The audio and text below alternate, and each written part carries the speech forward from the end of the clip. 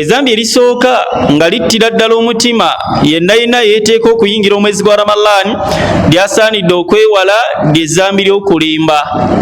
Okulimba omuntu buli wakukulembeza oba omuntu buli walimba yalabanga ekitalina kye kikyose naye kittira ddala omutima gwe. Omuntu wakisusa atuka akaseera ng'omutima gwe gwafa. Allah tabaraka wa ta'ala nabi yatunyumiza mu Qur'ani buli wonna waabanga abajeemu ne baagala bateekewo obulimba bajje abantu ku mazima Allah tabaraka wa ta'ala ge yabateerawo ne balimbisa ebyo Allah bye yayogerako ne balimbisa amateeka ga Allah wakitiibwa Allah kye yaddangako okwogera kwonooneka kwa mutima. Allah kye yazzangako okwogera kwonooneka kwa mutima. Omuntu buli waayitiriza okulimba omutima gwonooneka. Mu surati al-Baqara Allah tabaraka wa ta'ala atunyumiza abasajja mu Bani Israel abalina ebizibu byabwe baali balina obutakkaanya n'abatuuze abamu ku kyalo. Allah n'agenda agera ku kyalo okwo ne kufaako omuntu ng'enfa gy'afudde tikuli ategedde ani amusse. We badduka ewa Nabbi Musa alayhi salaam namuga nti saba Allah waatumanyise ani yatuttidde omuntu waffe. Nabbi Musa we yasaba Allah tabaraka wa ta'ala Allah n'abaawi baba balina okukola. Era Allah abitunyumiza mu Qur'ani. Nabbi Musa alayhi salaam yabaga nti banne Allah mwabagambye musale ente ne bateekawo ebibuuzo ng'ebibuuzo byakujereegerera na kulimbisa nga bo muntegeere yaabwe balaba ddala kisoboka kitya Allah wabanga tatulimba omuntu ayafudde n'okusala ente bikwataganirawa nga bo balaba tebina kakwate konna muntu yafudde ayi tusale ente ne bagamba nti qaalu da'u lana rabbaka yubayyin lana maahi kati tubuulize Allah atubuulire ente ki gye tuba tusala. Nabbi Musa alayhi salaam n'abeegayirira bane musale ente yonna Allah gy'abagambye ne basigala mu mbeera ey'okulembesa. Qaalu da'u lana rabbaka yubayyin lana ma lawnuha gamba Allah watunnyonnyole kale tusale kkala ki. Ebe nabateekawo bulimba ekituufu bakimanyi era bamanyi nti banaagisala Allah agenda balaga kye baagala naye bo baagala bateekawo obulimba eri abantu era bafundikira ente gye basaze Allah tabaraka wa ta'ala abakoledde kye baagala ne aya ezaddako Allah yagamba thumma qasat qulubukum min ba'di dhalika haditha eyo emala okuggwa emitima gyabwe gyakaluba fahiya kalhijara ne gibanga ulaba amayinja. Era Allah laga nti wa inna min alhijara ne mayinja gennyini olw'obugonvu bwagyo mulimu faminha man yashaqqaqu fayakhruju minhu alma mulimu ageyasaamu ne gayitamu amazzi olw'okutya Allah tabaraka wa ta'ala n'omugondera. Era mulimu ageyasaamu ne gabeera nga ageyasaamu ne gayitamu amazzi ne mbaamu amalala nga mayinja go magonvu nga yahbitu min khashyati llah gava waggulu ku nsozi ne gagwa wansi olw'okutya Allah tabaraka wa ta'ala. Kati nno otyanga omutima gukaluba ne gusinga amayinja. Abo Allah aboogerako lwaki lwakusooka kulimbisa omuntu li waateekawo obulimba bwonoonera ddala omutima. Allah tabaraka wa ta'ala bye yatunyumizaako naga nti fi qulubihim maradun fazaadahum Allahu marada ensonga eva kulimbisa emitima gyabwe mirwadde Allah tabaraka wa ta'ala kyabakolera fazaadahum Allahu marada naye ayongereramu ddala obulwadde olw'obulimba bwe boolese. Wewalanga nnyo okulimba kubanga omuntu buli wakulembeza okulimba tumiitul qalb ekyo kyonoona omutima kiguttira ddala. Muntu n'atuka akaseera nga takyalina yadde atharu y'eddiini n'atuka akaseera nga obuufu mu mutima gwe obuwulira nti musiraamu nga takyalina myadde akatya Allah bayogeranga amazima naye gabanga gakaawa gatya. Waliwo kasitole kalimba Bani Israel omu ku basajja obumu ku bube obuleetebwa okulimba bwe kootwalanga akasonga akatono nti walimbyemu bulimbi yenna gwe walembye. Obumu ku bulabe obuleetebwa okulimba mulimu okwawula abantu. Omuntu buli walimba ebiseera ebisinga kireeta okwawula abantu. Musajja mu Bani Israila waliwo bamuzibe babiri nga baakula ba mukwano nnyo nga baagalana nnyo nga tebaawukanangako ebbanga lyabwe lyonna. abantu abo nga basinza Allah era ng'ebbanga lyabwe lyonna tebateŋŋana, omu akimanyi nti fulaani ye maaso gange, ate nga bonna baali bamuzibe nga beeyamba bokka. Olunaku lumu baali batambula ne bagwa ku musajja n'abasaasira, nga mulabi muzibe, nga mulabye n'obuzibe mulagawa, avuga nti tulina gye twolekera tugende eno, ne bamulira gye balaga. Ebyedda byayawukanangako n'ebyakate. Abantu bedda n'abazibe basobolanga otambula. Lwaki? Bizimbe byali nga bitono ate nga balina n'obulambe bw'amakubo basobola okubimanyirako. Muzibe yatambulanga n'amanya nti kati wenyambuka wano mba mu kitundu bwe kiti, ntandika okukkirira mba ntuuse wano, wentambula n'ensanga enkonge sayidi eno, awo mba nkyali ku kkubo gye ndaga. Kali bamuzibe abo baali batambula bali mu lugendo, bombi bamuzibe. Bwe baagwa ku musajja n'abasaasira obuzibe, nga mulabye n'obuzibe. Wabasaasira obuzibe, omusajja n'akozesa ekigambo ekyokulimba, n'abaga nti bazibe mmwe ngenda bbawa ssente zino zibayambe mu lugendo gye mulaga. Bwe munaba mutuuseeyo mujja zikozesa, mujja zeetaaga. Bombi teyabawa kubanga tikuli amulaba. Yakibagamba ne bakiwulira, naye bonna tewali kuko yadde n'omugo yawa yadde n'ekikomi. Kali abaga nti kale mutambule mugende. Bagenda buli omu agumidde ku munne, amanyi munne gwe bawadde. Abazibe batuuka eyo maaso, omu agamba munno waayi ajjayo ssente zaffe ze baatuwadde tufune ekyokulya. Namugabo yagala kubba ssente nawuliridde ddala nga baziwaggwe. Otandise ate okubuzaabuza ssente ze bakuwadde nga mpulira. Abasajja abo ababiri kyabaviirako okulwanagana olw'obulimba bw'omuntu, abaludde ebbanga nga bakwatagana, kyabaviirako okulwanagana lwa bulimba bwa muntu omu. Ne balwana ne baawukana, tebaddamu kutambula bonna, ng'omutawaana guvudde ku musajja ono yabalimba n'atabawa yadde ekikomi. Kuba ate bo kizibu kyakwesiga oli nti yabawadde. Buli omu akakasa nti fulaani ateekwa bbanga ye yabbye munne. N'olw'ensonga eyo weewalanga nnyo okulimba kwawula. Hatta ne ku mulembe gwa Nabbi waffe sallallahu alayhi wasallam okulimba kwali kwawudde umma y'Obusiraamu. Kulimba kw'omuntu omu kwali kwawudde umma y'Obusiraamu, ng'Abasiraamu n'Abasiraamu bagenda kukubagana, bagenda kulwanagana. Entalo zonna ezaabangawo nga Nabbi sallallahu alayhi wasallam waali zaabanga z'Abasiraamu n'Abatale. Naye waali wagenda kubalukawo olutalo nga ku luno lw'Abasiraamu n'Abasiraamu nga ne Nabbi waali sallallahu alayhi wasallam ku kigambo ky'omuntu omu eky'obulimba.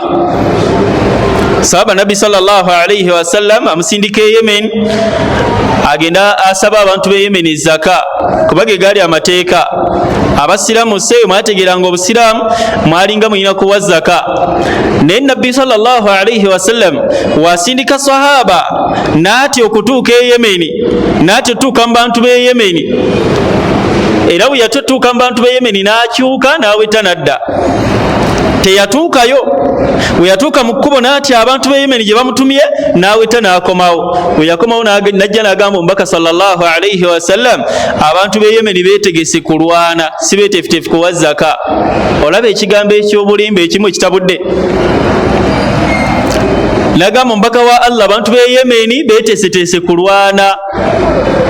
Era bwe mbatuuseemu ebijambiya bawagadde, amafumu baggyeeyo, busaale baabutegese dda, balinda musiraamu wano alona zaka. Nabbi sallallahu alayhi wasallam olawulira ekyo naye nayita abasajja be mu basahaba nabaga nti abayi mujje, waliwo ate ekiguddewo, abantu b'e Yemen baagala kulwana.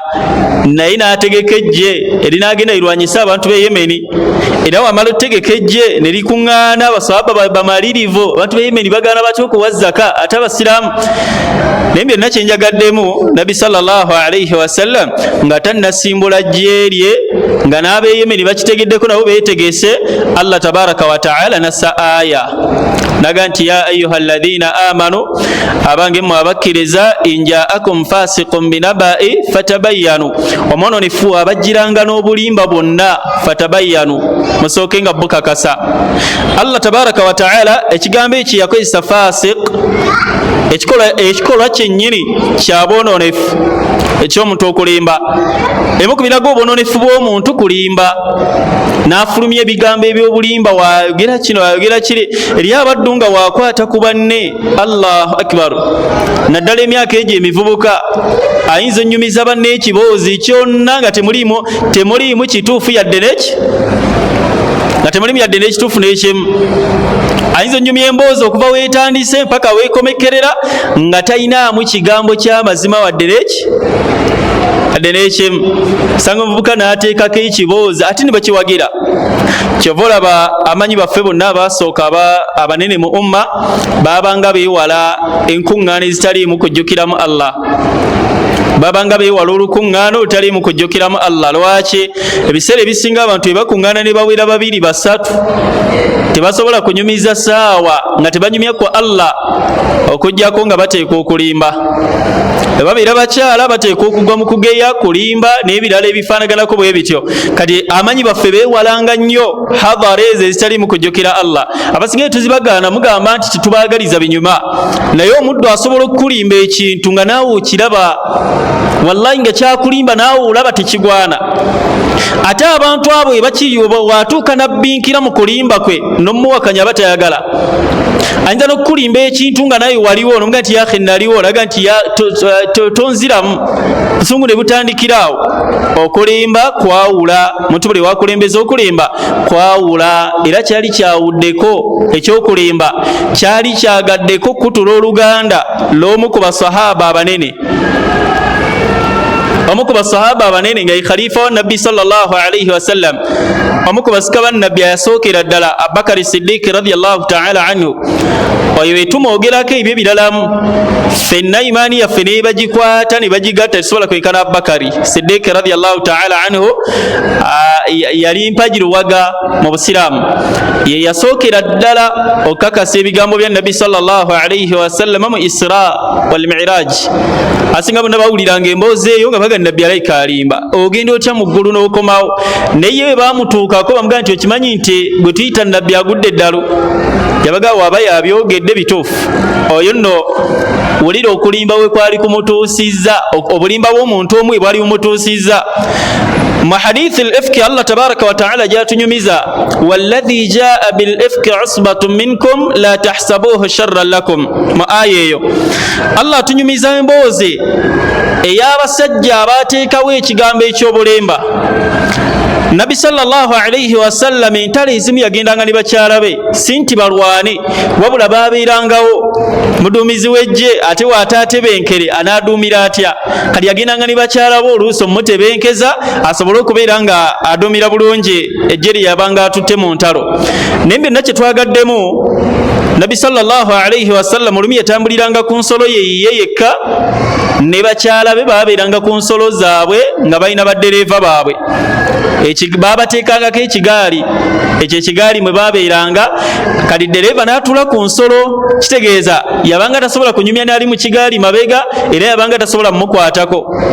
Kale olunaku mu bali bava mu lutalo, Nabbi sallallahu alayhi wasallama ali ku ndogoyi ye n'ekibinja kye kisoose, ekibinja ekisigadde emabega mulimu mukyala we ali mu kigaali ekisikibwa embalaasi. Sahaba yali akivuga, engeri gye kiri nti takkirizibwa kwogera n'oli era talina byakkirizibwa mumubuuza. Ye we yawulira ekigaali nga kyenyenya alowooza omukyala alinnye, n'avuga n'agenda. Avuga n'agenda, mukyala wa nabbi n'amuleka.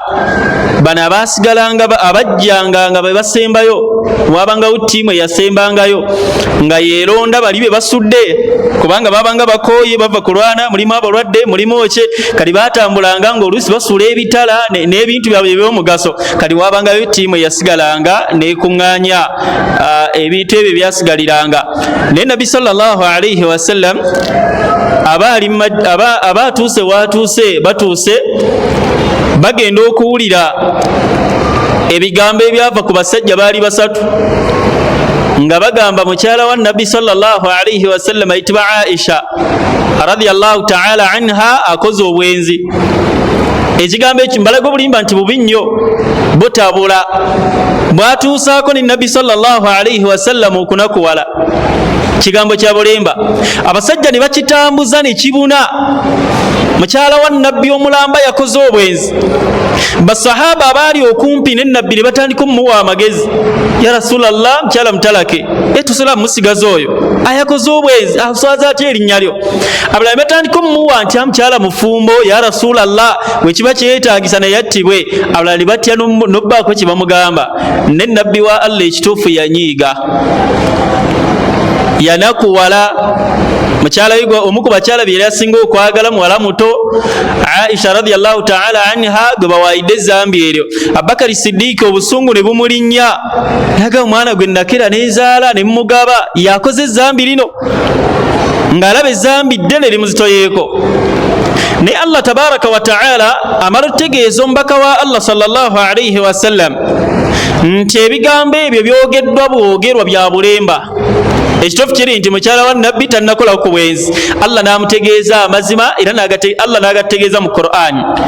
Awo umma nekkakkana, bonna obusungu obwali bubalinnye ne bakola ki? Ne bakkakkana. Kati balaga nti obulimba bube. Abubakari Siddiiki radiyallahu ta'ala anhu aba atudde gyali agenda okuwulira bamugamba mbatambuze ebigambo eby'obulimba, ate mulimu ow'oluganda lwo Mustah ibn Athatha, kulimba kutuuka n'okwawula oluganda. Abubakari agenda okuwulira mu batambuze ebigambo mulimu ow'oluganda lwe. Ekyo nno kiruma, ate nno tabanga wa luganda yekka, ate nno ow'oluganda nga gwe n'omuyamba. Agenda okuwulira Mustahi mwali y'omu ku basatu abatambuza ebigambo, n'anakuwala. Wanakuwala ne yeerayirira, daga sigenda kuddamu kuyamba Mustahi, byonna mbadde mukolera bikomye okuva na leero. Mustahi taddanga maaso gange tansembereranga, awayiriza atya muwala waffe ezambi eddene, Katonda attisa omwana wange, assa ekitiibwa kye. Allah tabaraka wa ta'ala yamala kuyingira mu nsonga ezo. Aya zino ezakka amanye bazikakasa ndi zakka kwa Abubakari Siddiiki, zakka ku lwa Abubakari Siddiiki radiyallahu ta'ala anhu, asobola otereeza okumenya wiki yali akoze ekyokwerayirira muganda we. Allah nassa aya naga nti falyafu walyasfahu ala tuhibbuna an yaghfira Allahu lakum, mubasonyiwe baganda bammwe. Nam ate falyafu walyasfahu, wembala basonyiwa mubaddiremu, temwewera bajjako bintu, temwewera bajjako buyambe. Allah nabuza nti ala tuhibbuna an yaghfira Allahu lakum, abayi mwe temwagala Allah mu abasonyiwe. Aya ezo olwakka Abubakari nakkakkana.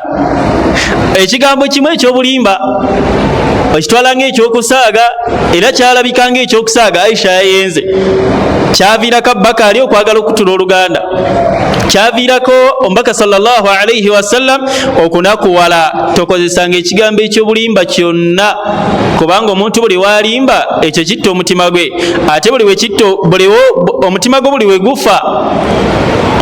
we gufa obukkiriza Allah busiimulamu.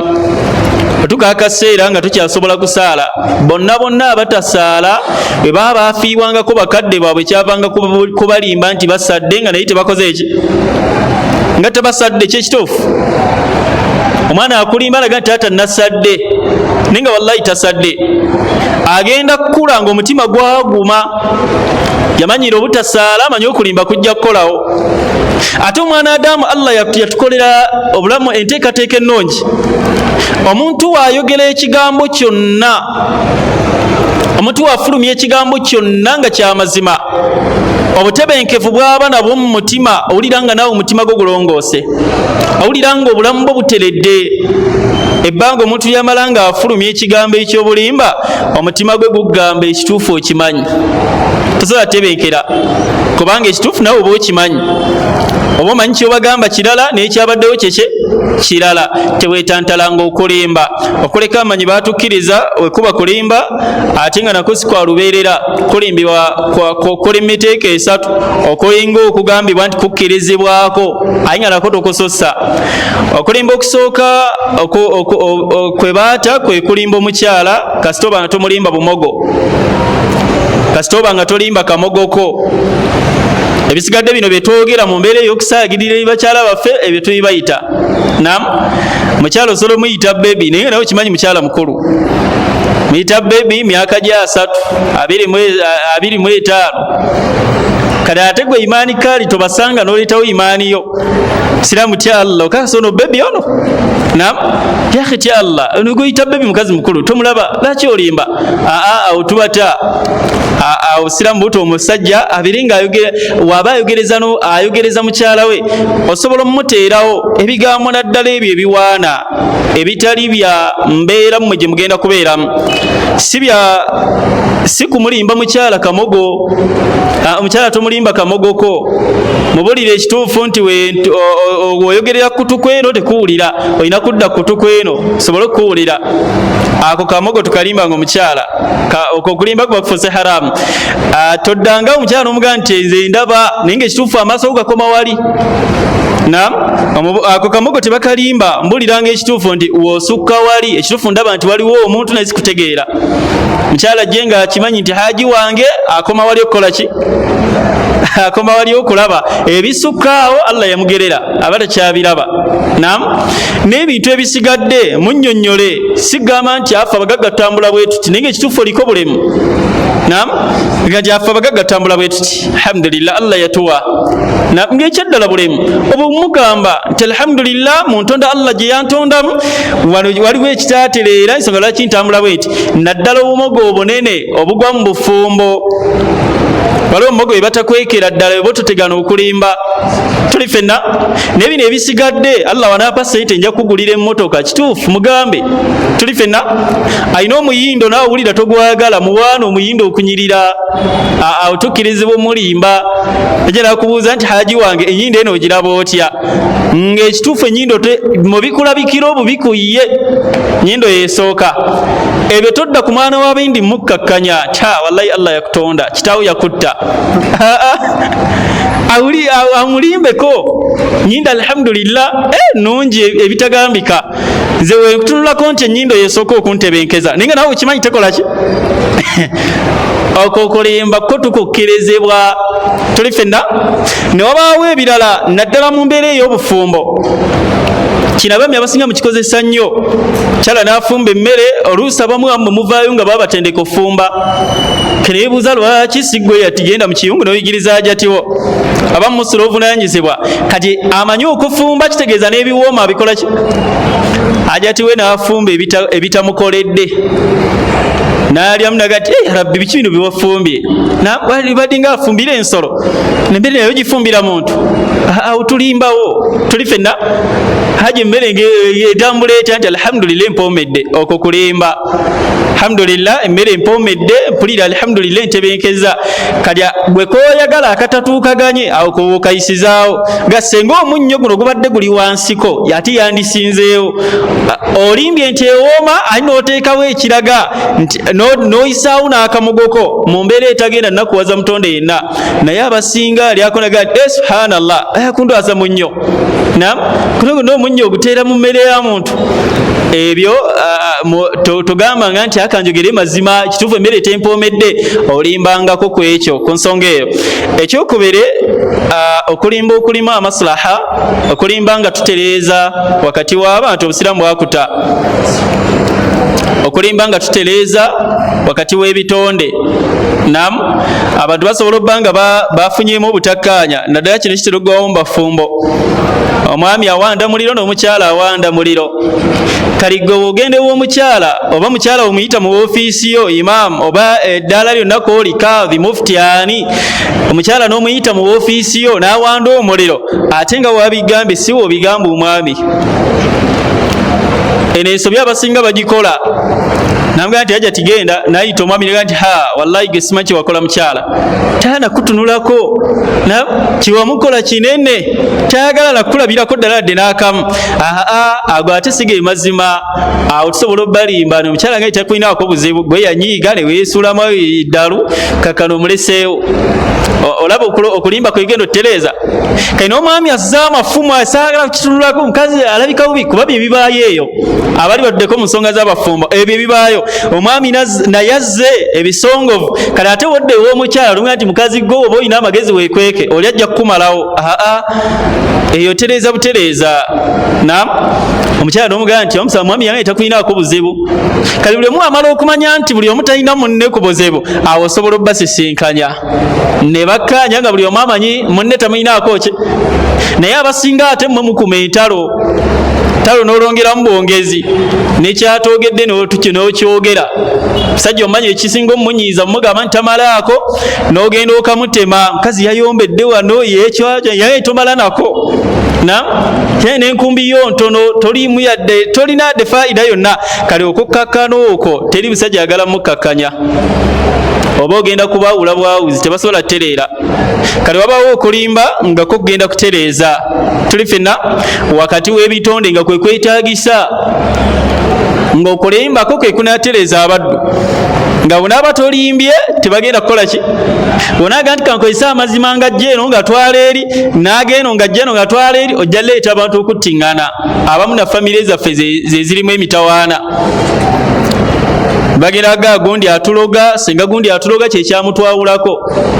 Kale ino gye wasenga nyiri gwe bayita omulogo naga nti senga balugaye gwatumalawo oloza abantu ndo bamazeewo kibula bakweyawulako otereeza.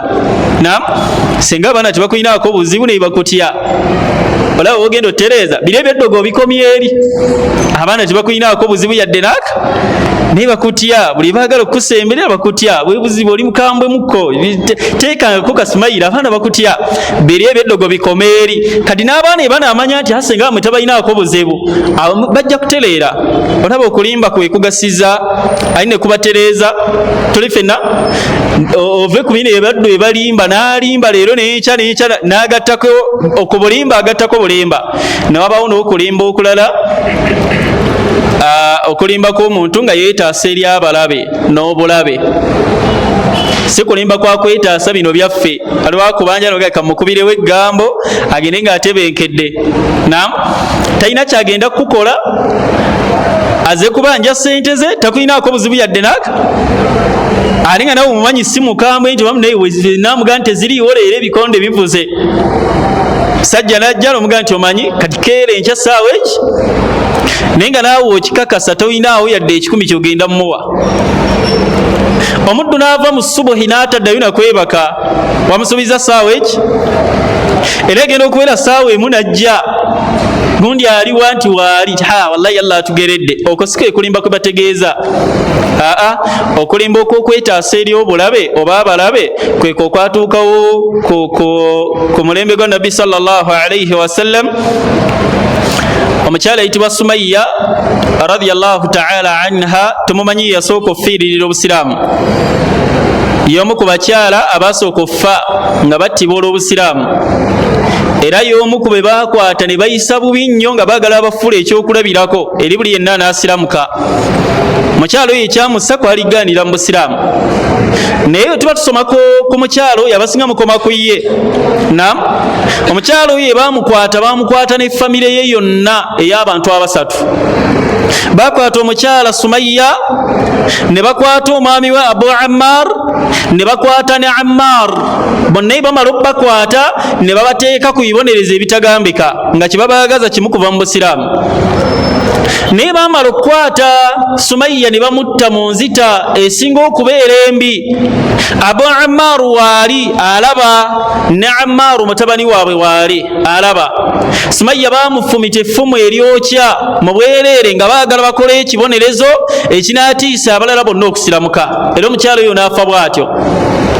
Ne bajja ku taatawe ne bajja ku Abu Ammar mutabani waabwe alaba ne bajja ku bba wa Sumayya ne bamugamba nti wootaave mu busiraamu ekiddako naawe ogenda kiraba. N'agaanira mu busiraamu. Bwe baagira ne bamukwata ne bamusiba ku mbalaasi. Buli kugulu ne bakuwa embalaasi yako na buli mukono ne bakusiba ku mbalaasi. Kale buli mbalaasi ne bagigoba ng'edda edduka edda waayo ne zimuyozaamu kuba embalaasi erina amaanyi. Olaba yeetikka esika kigaali ekizito osinga abantu nga 2 oba 3. Kale atugiteeka ku muntu omu nga buli mbalaasi erina sikako oggulu kwomu baazigoba nga zidda sayidi ne sayidi ne zimuyozaamu.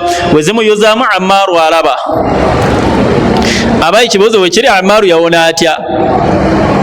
Ammaaru we baamutuukako n'agamba ne sibaako musiraamu, siri musiraamu. era bamugamba tali wabagamba nti si musiramu ne bamuta nadduke wa nabbi sallallahu alayhi wasallam namugamba nti ya rasulallah dini yange ate lowooza sigisuddeyo nabbi wamubuuza nti ate ogisuddewo oti nagamba setaata nga ndaba maama bamuse ndaba nze bantuuseeko mbagambye siremu ki sire musiramu nabbi nambuuza obadde okakasa ku mutima gwo naga ya rasulallah nze mutima gwange nkyali musiramu nabbi namugamba oli musiramu tonnabuvaamu tuli fenna kali embeera wejja nga oluusi nga weetaasa obulabe nga weetangira obulabe bw'oyinza otuukamu sibira ebyokusaagamu obulabe obwaddala bwennyini oba abalabe omusiraamu twali mu covid muyimanyi ebyabangawo saawa emu awo kwabanga kuyingira mu mayumba gaffe nam nga ebakwatira ebweru obudde nga buyise kibonerezo abamu mwabirozaako naye omuddo atambula agwa ku basajja bali mukazikiza buli gwe bakwata bamutuuza wali babasiba ku muguwa gumu bwabagwako n'ayimirira yo yabalaba tiyatya yasigala ajja bagira wesi mama yimirira n'ayimirira agamba nze gwe mwagala okukwata nga ndi munnammwe nam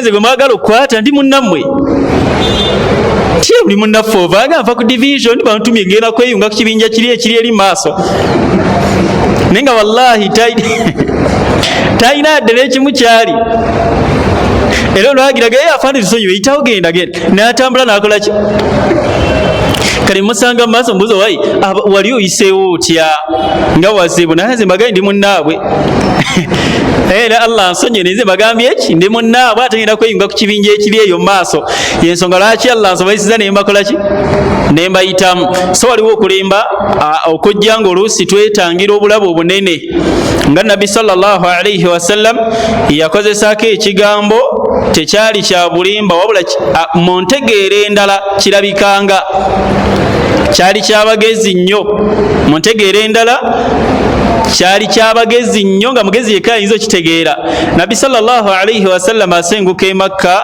ayolekera e Madina kaali kaseera kazibu nga abamunoonya be bayitirivu ate abamunoonya kyannaku nga yita bamanyi we bafaanana tibalinalaba fulani mwekweke ekyo nno kiba kyanjawulo akunoonya ng'omanyi waafaanana oyo mwangu wakwekweka naye okubanga bonna bakunoonya tomanya ani babeera bazibu nabbi aba ayitaayita n'asanga omusajja ali atambula makubo ge waabalaba jjukira nabbi tebamanya ani abanoonya omusajja waabasanga n'ababuuza nti abayi muvaawa nabbi sallallahu alayhi wasallam nga Abubakari tannayanukula ye n'ayanguwa n'ayanukula namugaa nti ituva mu mazzi kale okusinziira gye baali bakubya amabega nga wogoba ekkuba eryo ogwa ku lubalama olw'ennyanja gye baali bakubya amabega nga wogoba olubalama olwova ogobera ddala mpaka ku nnyanja kali wabagamba ekigambo wagamba omusajja oyo ekigambo ekyo yalowooza bava eri ku nnyanja wala nabbi we yeetaasa mu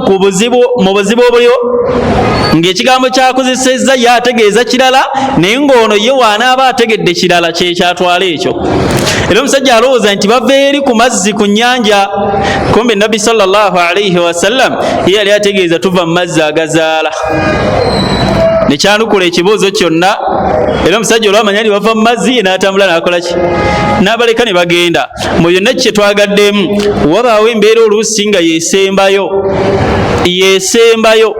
nam ate mu mbeera eri halaali si bino omukyala akwatidde mbwenzi olinaga nti kamulimbe okulimba okubaluga ekukkirizibwa la ebyo bisonga byo obusonga butono tolina bulabe bugenda kutuusibwako nam twogera ku bulabe nga bunene mugenda kulumbibwa mugenda kutuusibwako obuvune obw'amaanyi nga waliwo ekigambo ekisobola okukutaasa ekyo osobola okkijjayo n'okyeyambisa biidhinillahi taala seezimu ku nsonga ezitta omutima gw'omwana adamu kulimba buli woyitiriza okulimba omutima gufa ekyokubiri ekiviirako omutima gw'omwana adamu okubeera nga gufa omutima gw'omwana adamu obeera nga gufa ne gusaanawo mpola mpola hatta nennyinigo oluusi n'atamanya nakumanya nti gufa guggwawo. Kale ate abakulinanye baye bakulaba ne balaba nga fulani takyajjumbira swala saala leeti abadde ng'akola dhikaali takyakola, olwo omutima gufa gweyongerayo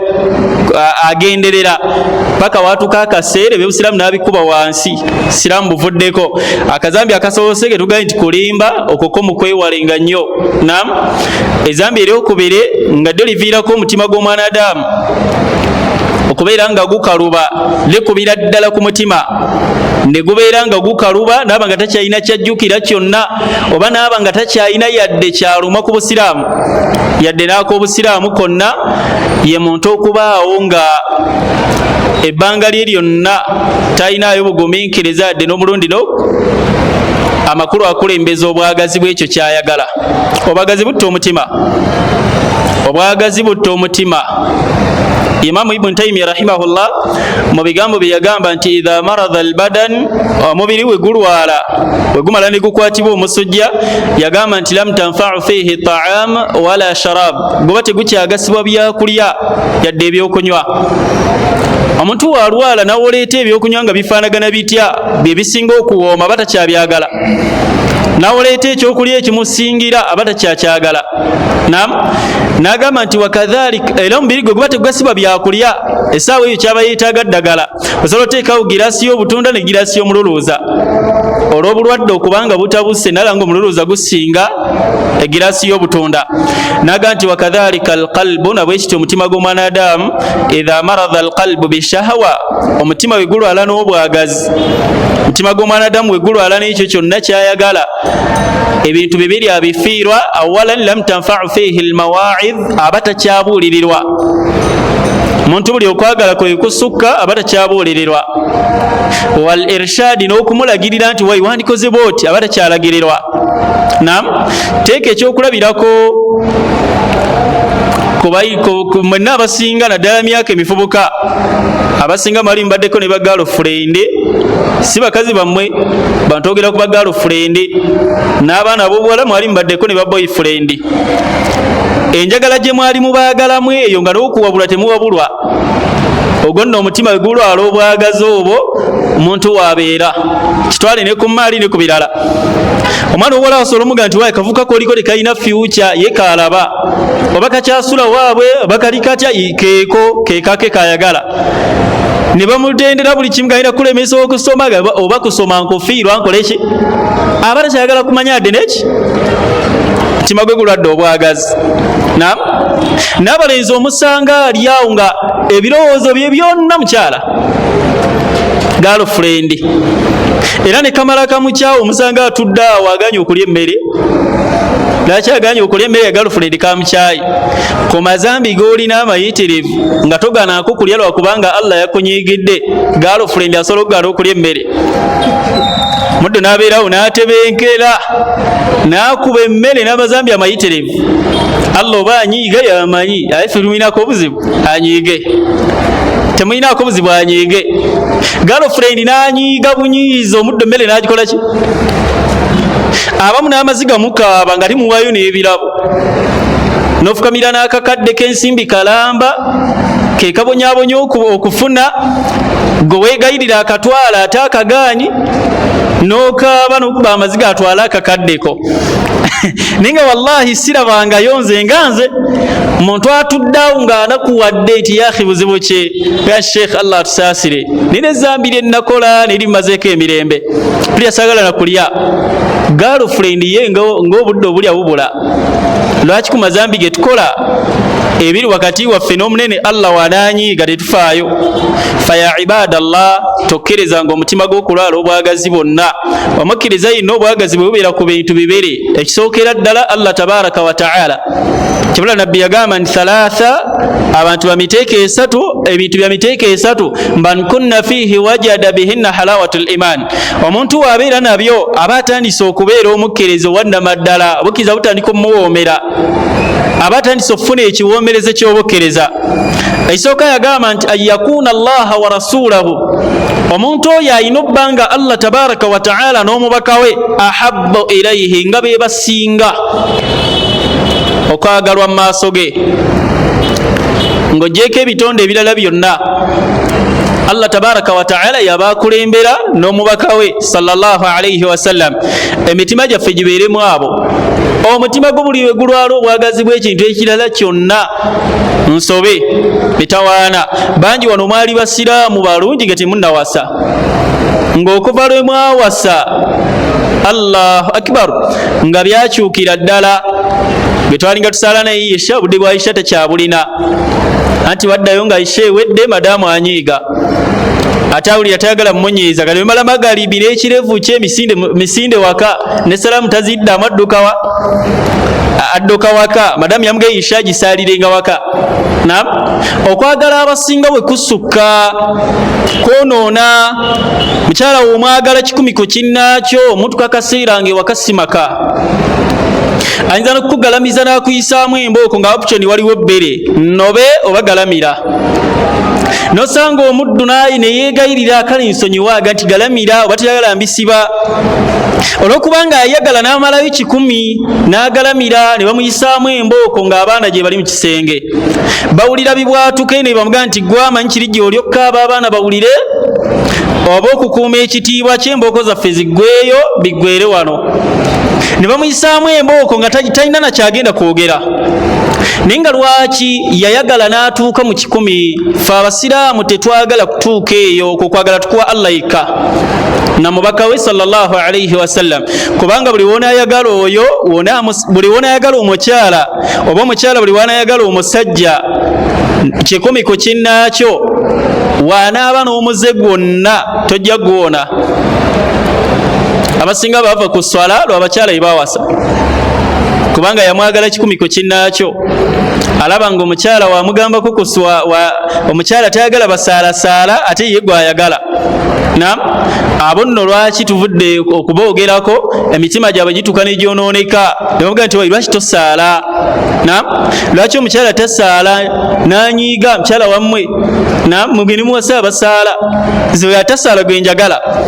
Kubanga omutima gwe gwabikkebwa, tamanyi nti yeereetera ebizibu. Oyo atasaala n'alemerako, mukyala wange si wammwe, mulekerawo okwogerera mukyala wange. N'abajjako n'essalaamu abagamba ku butasaala bwa mukyala we. Waliwo omusiraamu omu bakyala banne baloopa ewa basheekhe, mukyala munnaabwe oyo ng'akola shiriki, ne bagenda ne baloopa ewa baseeka, mutugambire ku mwami oyo agambe mukyala we ave ku shiriki. Olw'okubanga omwami yayagala 10 ku kinnaakyo, bwe bagenda omutuukako yatabukira abawalimu ng'oyinza si bawalimu, shiriki akola wammwe. Naam, mulira nayingira gwammwe, ye mmwe mwamumpasiza, mmwe mwaliyo mmwe mmanje tuvudde naye, byonna n'abirangira abawalimu. Lwaki? Yayagala mpaka ku 10. Omusiraamu tabeera bw'atyo. Wanaabira mwana wa buwala, oluusi avudde n'asaala esswala ze, ayina imaani esoma ku Qur'ani, agenda agwe ku lijjama nga ligayaavu, teryagalira ddala Qur'ani, terisaala sunna, nejjama yennyini ekaluba ya lutale ewaka. Omukyalo omwana oyo w'obuwala wanaayagala omwami afaanaganako bw'atyo 10 ku kinnaakyo, wanaayita akaseera katono nnyo ajja bba tasaala ng'oli gwe yayagala, ajja bba takyalina budde bwa Qur'ani, nga naye eggayaalo lyayingiddemu lyeryoyo. Tuli ffenna so baddu ba Allah toyagalanga 10 ku kinnaakyo. Obwagazi obususse obw'ekintu kyonna botta omutima gw'omwanadamu ne gwonoonekera ddala. Abantu abasinga mwagala n'ebitali ebyo, emmaali. Muddo osanga ayagala emmaali asukka, osanga omugagga alina ekizimbe nga kino, naam, nga buli kimu alhamdulillah kirina, aynako amaduuka ag'ebbeeyi, aynako ebintu buli kimu Allah yamuteera eddoneya, n'omusanga nga atabuse lwa nusu 3 za tooyi, tebampa sente za tooyi ziragawa. Naam, byonna Allah byakuteeredde. Niwaga wayi kakkana ekitiibwa kyo, saagala senzanga azireete naye zaaki za tooyi, kona Allah byamuteeredde. N'omuddu gwe mmanyi Allah yamuteera ensimbi, naye ye neewuwe wennyini tayagala balondawo. balavuka beronzalonza obucupa londa sikulapu era bw'okironda gaki ekyo kyuma teekaawo babimuterawo ne biwera ng'ayita omuntu nga abimutwalira ye ng'abimutundira naffe sente tuzaagala teekaawo naye nga asuuza omwana ekyuma nga sinto bakyamugaso kyayonooneka kyaggwayo akimusuuza nga wallahi alina nga sente alina mpitirivu omulolo omuntu buli wabeera n'obwagazi mu kintu aba takyabuulirirwa oyo mugamba nti owayiwaayo kiba kizibu ayagala emmaali ye aba takyawaayo abeera mu masigide basaba ssente atudde kakadde kalamba tekaliiko mabanja talinaako balwadde abaana kusoma masomero yabazizaayo ekyokulya Allah yamuteera akifuna wonna wakyagalidde n'omusanga atudde kakadde kalamba masigidi yonna tunonye emitwalo eki tunonye emitwalo 5 musiraamu asirese nam ne baba bani muweeyo najjukira waliwo olukumi lwe n'alunoonya gye luli nemulanga anoonya ne mutya notya haji obajjayo mmeka ng'anoonyezza nnyo mugelengera ajjayo koyini 5 azijjukidde na bujokezi n'akasuka ateeka wali mu maaso kyokka oyo omusanga munyiivu nnyo sente zaffe ziragawa sente zaffe muzirya ziddawa naye nga awaddeyo mmeka ze balya omuntu buli wayagala ennyo ekintu n'asukka n'ayingira mu kikumiko kinnaakyo omutima agoonoona aba takyabuulirirwa kye bakadde baffe abamu ne baganda baffe abamu kye baakola we baatuuka ne baagala ennyo shiriki ne babanga n'emitima gyabwe tegikyabuulirirwako shiriki omuntu omugamba nti owaayo okwo kusamira kuveeko siraamu tetwabya lumbe nam olwokubanga omutima gwe gwanywera mokiri ate awulira akyagala obwagazi bwakyo bwajjula abamu mwewala n'emizikiti mwetusaalira ababibagamba nojja okusaala omusiraamu n'akusimbako agenda okwetegereza nga yeggwe n'atambula n'avaawo nagenda n'asimba ku layini y'emabega lwaki oyogera ku lumbeerwe abalala bagenda nti banemulekera osaba kabbuli si kituufu olwokubanga abamu bakijjumbira mitima gyabwe ne ginywera ne bakyagala kikumiko kinnaakyo oba tokyasobola soma aya ekimujjako osanga binkiddemu bwenzi naye bw'atyo teri aya esobola bumujjako nawe omugamba kigambo ky'omutima gwafa nam nawe osoma aya ki bimuyita eno bbali nawatula mu khutuba namba ng'erimu n'amannya ge fulani va ku bwezi wallahi wamala n'afuluma masigede ku bennyini abasadde ejjuma kwatandikira kale wajja tinganyirira ya rabbi bulijjo mubeerawa musaalirawa nam bava mu khutuba ya bwezi ku mulyango gwa masigidi wennyini watandikira siramba nunga banyirira la ilaha illallah muvaawa nam bulijjo musaalira wano wali tumanyi olaba oyo omutima gwe guba gwayonooneka olw'obwagazi bw'ekyo kyakola ki kyalina so nga wewejjamu obwagazi bw'ekyo oba oliawo Allah tabaraka wa taala akutaasa biidhinillahi taala. So nga tugenda mwezi ogwa Ramadhan weewale nnyo obwagazi bw'okujjula ku kintu okuleka nga bujjula eri Allah tabaraka wa taala nambaka we sallallahu alayhi wa sallam wabula ebisigadde byonna obwagazi we busokka eri ekintu otuuka n'oyonooneka oba n'oyonoona bwonoonyi biidhinillahi taala. Nsaba Allah tugase n'ebyo kusinzira ku budde tulyongereza okwo. Allahumma rabbana atina fid dunya hasana وفي الآخرة حسنة وقنا عذاب النار. اللهم ارزقنا رزقا حلالا طيبا واسعا مباركا. اللهم إنا نسألك الجنة الفردوس ونعوذ بك اللهم من النار. اللهم إنا نسألك خير ما في هذه الليلة وخير ما بعدها ونعوذ بك اللهم من شر ما في هذه الليلة وشر ما بعدها. وصل اللهم على رسول